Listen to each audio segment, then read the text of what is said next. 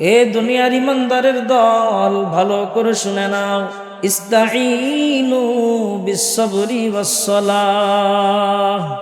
আল্লাহ তাআলা বলে, ও বান্দারা, আমি আল্লাহ তাআলার কাছে যখন বিপদের সম্মুখীন হবা, আমি আল্লাহ তাআলার কাছে সাহায্য চাও, আমি আল্লাহ তাআলার কাছে সাহায্যের হাত উত্তোলন করে দাও।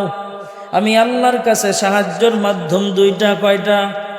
আল্লাহ তাআলা বলেন, হে গোলাম, চতুর্দিক দিয়ে আমি আল্লাহ বিপদ দিয়ে পরীক্ষা নিব। পরীক্ষা, এই পরীক্ষায় পাশ যদি করতে চাও, তাহলে তোমাদের জন্য সফলতা অর্জন, তোমরা সফল কাম হবা। পরীক্ষায় ধৈর্য ধারণ করতে হবে, আর আমি আল্লাহর কাছে সাহায্য চাইতে হবে। সাহায্যের মাধ্যম হলো দুইটা। এক নম্বর হলো নামাজ, দুই নম্বর হলো ধৈর্য।